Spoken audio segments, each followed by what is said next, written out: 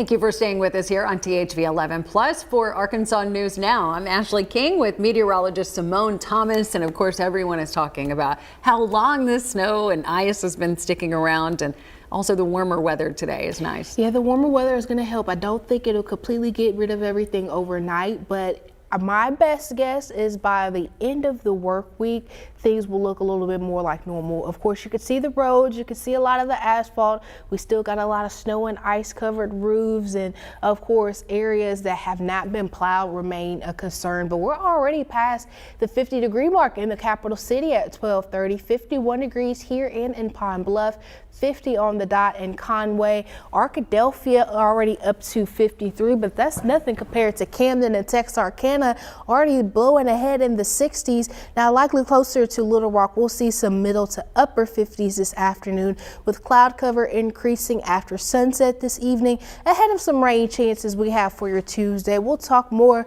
about your Tuesday and the rest of the week in that 7-day outlook, so make sure you stick around. And icy roads still linger in many neighborhoods, and that's keeping many schools closed today. Districts are monitoring road conditions and will decide on reopening as conditions continue to improve. For the latest closings and changes, you can text the word closings to 501-376-1111. We'll send you a link to real-time updates. And now, as many stores and restaurants reopen, owners say community support is critical. Every day closed means lost income for small businesses. Cappy Peck, co-owner of Trios, says icy roads during and after the storm made this closure different from past winter events. And Jamie Gaston, who owns the Copper Mule in Bryant, reopened a few days after the storm, but not without some extra help. And many workers are home again this morning because of icy conditions, forcing businesses across the state to close. I wanted my staff to be safe. I can afford to be closed for a few nights in a row, a few lunches in a row, but their safety is paramount. So happy to be open again. We made a lot of drives to take people to work, from work, to get them here, which we very much appreciated that they were willing to do that. Owners also say if you're able, buying a gift card with your order is a simple way to provide a cash boost as local restaurants continue to recover. A 5-year-old boy who became a symbol of the immigration crackdown in Minneapolis was released from ICE custody over the weekend. Liam Ramos and his father, Adrian Arias, were detained nearly 2 weeks ago and taken to Texas. Homeland Security officials say Arias entered the country illegally. Ian Lee brings us the latest from Minneapolis. Cell phone video posted to social media by Democratic Representative Joaquin Castro shows 5-year-old Liam Ramos and his father walking out of an ICE family detention center in southern Texas. On Sunday, they were flown back to Minnesota and returned home to Columbia Heights, a northern suburb of Minneapolis. While we have really good news and a ray of light that we have some family members coming back, ICE is still here. Amada Marquez Simula is the mayor of Columbia Heights, where some have banded together to watch out for patrolling federal immigration agents. How has ICE's presence affected your community? It's literally terrorizing our community. Ana Patras Acosta, a visiting law professor at the University of Minnesota, says the court's decision to release Liam and his father was aimed squarely at the Trump administration. It was really a rebuke against the Department of Homeland Security. Can Liam and his father sleep easier tonight? I would say so. The situation around Minneapolis sparked anti-ICE demonstrations across the country over the weekend, from New York to California. On Friday, the Department of Justice opened a civil rights investigation into the death of Alex Preddy. President Trump announced this weekend he is now advising the Department of Homeland Security not to intervene in protests occurring in cities led by Democrats unless local authorities ask for federal help. If they want help, they have to ask for it. Because if we go in, all they do is complain. The Department of Homeland Security says it did not target or arrest Liam, saying his father wanted Liam to remain with him while he was detained. On Sunday, the same detention center where they were held confirmed it had an active measles outbreak. Ian Lee, CBS News, Minneapolis.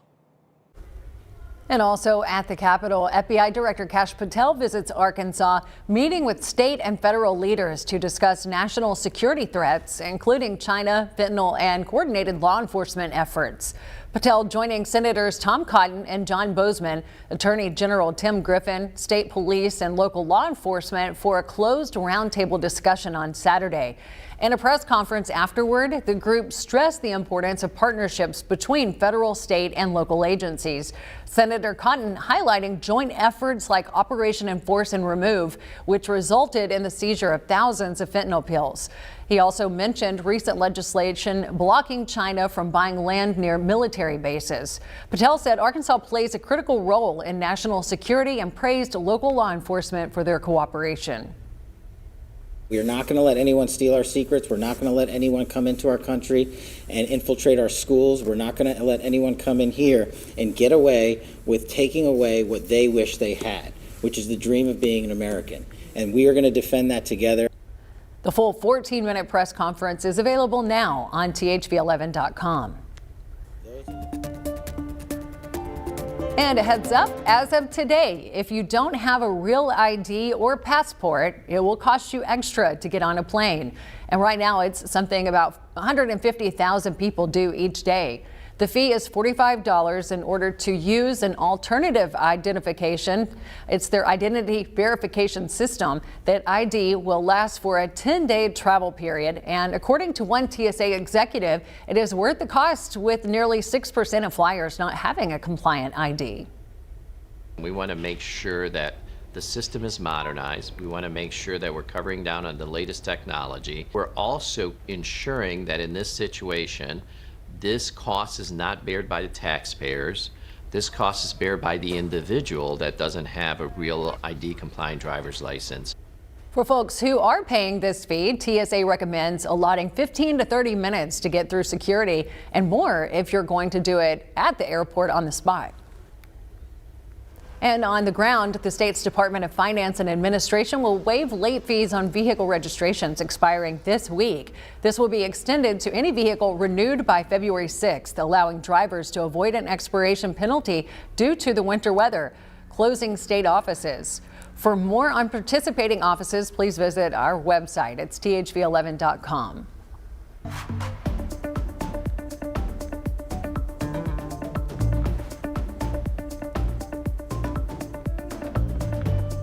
We got a nice afternoon ahead of us with temperatures getting even warmer, reaching the middle and upper 50s. Full details on your week ahead are coming up in 4 minutes.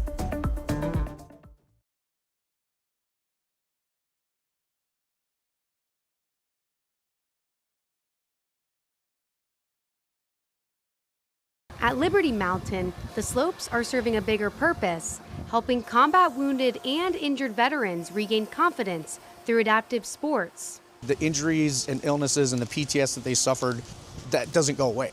It stays with them for a lifetime. So getting people out here on the hill is very therapeutic for their mind and for their body. The clinic is organized by Semperfi and America's Fund, a nonprofit supporting injured, ill, and wounded service members and their families, with programs focused on long-term recovery. There's something about being on the hill and being able to go fast and maybe a little bit out of control, maybe on the edge of out of control, that gives you just that adrenaline rush. And I think the commonality of a lot of veterans is we do love that adrenaline. We'll see you at lunch. John Lujan now leads the Fund's winter sports program after serving more than 8 years in the Marines and was severely injured in Iraq. I was paralyzed from the waist down originally.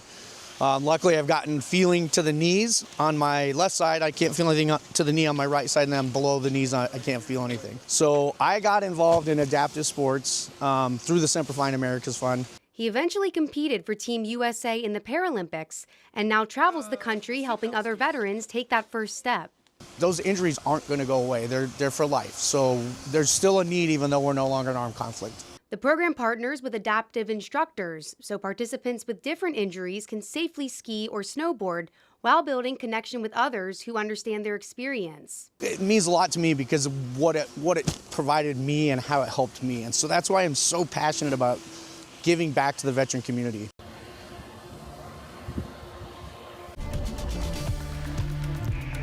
Hello again, and thanks for sticking around on this slightly warmer Monday afternoon, especially compared to what we've seen over the past couple of weeks.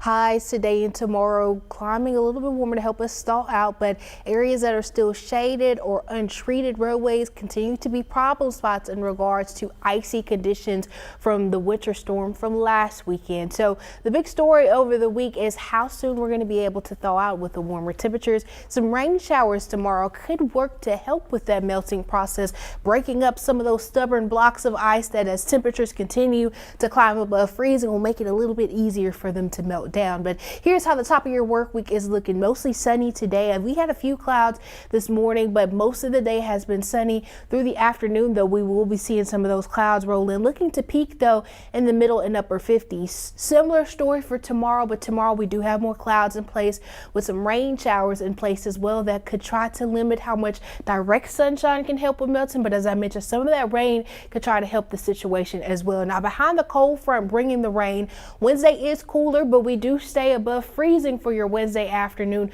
which will continue to help give us some progress. But as far as how much rain we're expecting tomorrow, best rain coverage will be in southeastern Arkansas, where we can see estimates between 1/4 inch to 1/2 inch. Then as you get into south central Arkansas, so think areas Stuttgart to Pine Bluff, Arkadelphia, and south of that, estimates closer to 1/10 inch to 1/4 inch. And then as you get into more of the Little Rock metro in the centralmost part of the state, at best trace amounts to 1/10 inch. So the farther south you are, the better rain you're going to get, but we really need to try to get some of that rain again on some of that ice to help break it down. But this is what we're tracking through the rest of your day and into tomorrow. That cloud cover moving in from our west ahead of that cold front that starts to approach the state tomorrow morning. Ahead of that is where we see some spotty showers developing that come a little more scattered and coverage across the southeastern half of the state through the afternoon and evening. That front sweeps through and is out of the state by your Tuesday evening, and the rain is following with it. So this will be a short-lived rain opportunity, but again, if you live further south in the state, you'll likely need the rain gear for your Tuesday. Aside from what we're tracking tomorrow, the rest of the week leaning mainly dry. We'll just see some warmer temperatures helping us try to thaw out. In regards to road conditions and trying to thaw out, I do think side streets, county back roads could probably get to Wednesday before we see major improvements, and that's just because of tomorrow's rain and clouds maybe not giving us as much of a thaw as we can see today. But into Wednesday with more of that sunshine, I think we'll get to see improving conditions. So again, the week as a whole near to slightly above average Monday and Tuesday. Behind that front, slightly cooler for your Wednesday and Thursday, but Friday helps us make up for that with highs in the 60s. And we have another front that sweeps through, though, but we won't get too cool, back in the lower to middle 50s for the weekend ahead. It is my job this February 2 to look to the skies and report back to you that there is a shadow here on my ground. 6 more weeks of winter abound. And there you have it. On this Groundhog Day, Punxsutawney Phil says he saw his shadow this morning in Pennsylvania, which according to legend means there are 6 more weeks of winter in our future. And in just a couple of weeks, it's time for another holiday, Mardi Gras. If you're craving a true taste of Fat Tuesday, one bakery is serving up a big slice of the Big Easy just up the road in Fort Smith. Morgan Wrigley from our Northwest Arkansas affiliate introduces us to the bakers behind their popular king cakes. If you ask someone in or around Fort Smith where they get their king cake, one name comes up again and again: the Bougie Boys. The dough is actually a brioche, because a lot of people think it's just a very, very fancy cinnamon roll, and it is not structurally that. The brioche has a lot more butter and eggs. The secret ingredient? James and John Nicholson might say it's their special cream cheese mix, but some of it comes from years spent in Louisiana. King cakes are very serious. Very, very serious. Yeah. Originally from Dallas and Hot Springs, the couple met in Little Rock before opening a florist and gift shop just north of New Orleans. We were called bougie when we moved to Lafayette from our friends. John will tell you I'm more bougie than he is. It's true. We love to cook. We love to bake. When they retired and moved to Fort Smith in December 2024, they decided to put those skills to work. Well, I'm gonna let this rise because it's at $3.50 instead of the $1. Bougie Boys is a florist and bakery year-round, but when Mardi Gras season rolls around, for these former Louisianans, there's one dish that takes the cake. If you're a baker in New Orleans or Lafayette or New Iberia or any of the towns down there, if you don't make a good king cake, you're gonna go out of business. Before there really was the US, there was king cakes, because it came out of France. The colors were the colors of the king's court. The gold is for power, the purple is justice, and the green is faith. A traditional will have a hole in the center, and that is to symbolize the wise men on their journey looking for the baby Jesus, which is why there's a little baby inside traditionally the king cake. Even though they've only been open in Fort Smith for a little more than a year, the word spread fast and their home bakery stays busy. With James handling the baking and John taking care of the finishing touches, they turn out about 4 king cakes a day. A lot of people think that you eat the king cake on Fat Tuesday, but no, you eat as many. You eat as many as you can. We're already up to 2. You leave the knife in the box, because then every time you walk past the box, you cut a little slice. And you just pick up, because if you're walking and holding it, there are no calories. Each one made with true New Orleans flair. In New Orleans, you put stuff in there till your ancestors tell you to stop.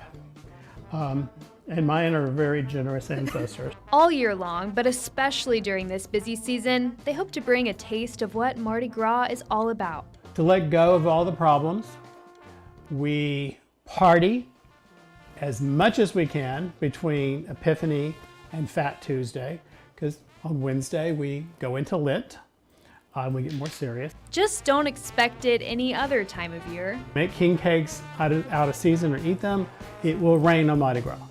It will be horrible. The weather will be terrible. So, I mean, we're not down in New Orleans, so we're okay. Yeah.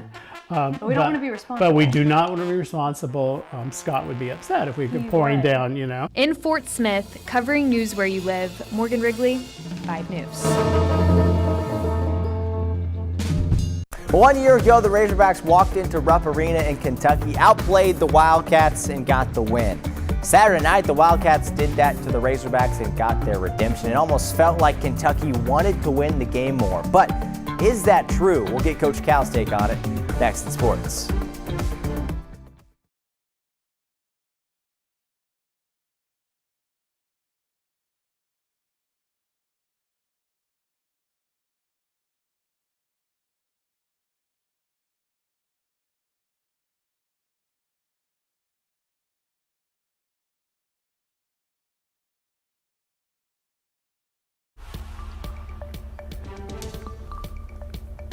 Well, the countdown is on for the biggest night in sports, and this Super Bowl is anything but predictable with 2 NFL underdogs.